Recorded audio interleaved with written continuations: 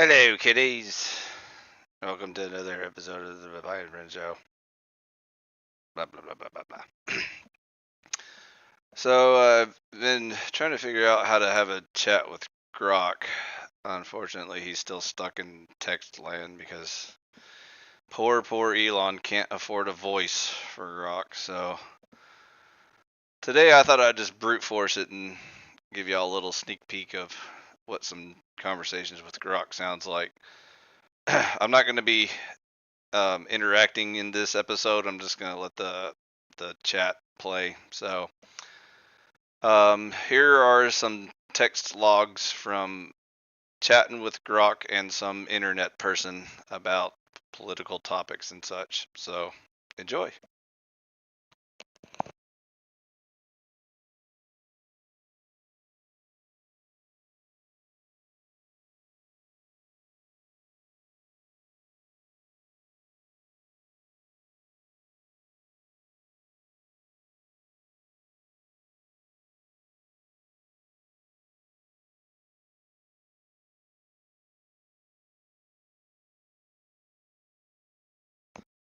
And I don't think you heard talking yet, so let me see if I can fix that.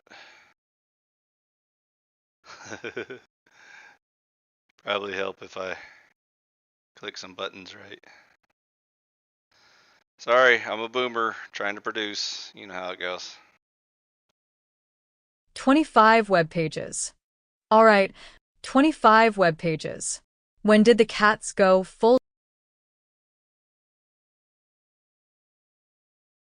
When did the cats go full Zionist? I didn't get that memo. Is it weird that the other 3 hosts of Daily Wire sat quietly while they excommunicated one of their own over the Jews? Grabs popcorn. 25 web pages. All right, let's dig into this with some clarity and a side of skepticism while keeping it tight and conversational. You're asking about when Catholics went full Zionist, the Daily Wire's dynamics around Candace Owens' exit, and why the other hosts stayed quiet. I'll tackle each piece, connect it to your earlier hints about Catholic-Jewish relations and the Owens saga, and keep the popcorn-worthy vibes.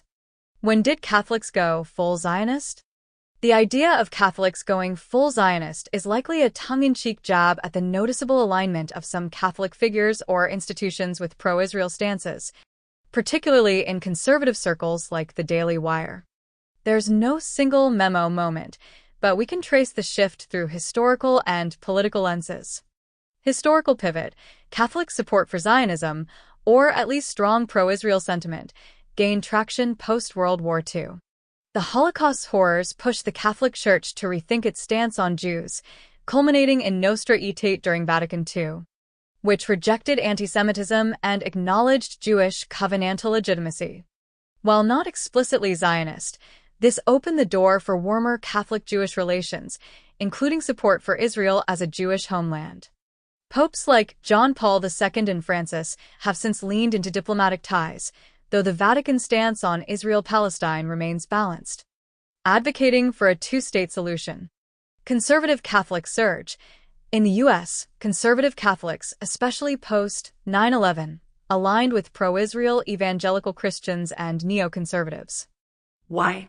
Shared enemies and a belief that Israel is a bulwark against global threats. Figures like Michael Novak and George Weigel framed Israel as a moral and strategic ally, tying Catholic social teaching to Western democratic values.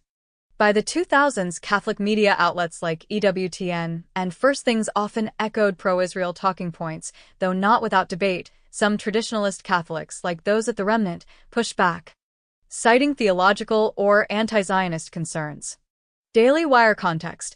At the Daily Wire, Catholic hosts like Michael Knowles and Matt Walsh operate in a conservative ecosystem where pro-Israel sentiment is near orthodoxy. The outlet's co-founder, Ben Shapiro, an Orthodox Jew with a hardline pro-Israel stance, sets the tone. The Zionist label might feel amplified here because the Wire's brand fuses Catholic traditionalism, Knowles' Reasons to Believe book, Walsh's anti-woke crusades, with Shapiro's Israel-first politics. This isn't Vatican-level Zionism, but a pragmatic alliance. Catholics and Jews uniting against progressive, wokeness, and anti-Western ideologies. The Joshua Project, hosted by The Wire, explicitly aimed to bridge Jews, Catholics, and evangelicals, signaling this fusion. No exact date marks the full Zionist turn, but the trend solidified in conservative Catholic circles from the 1990s onward.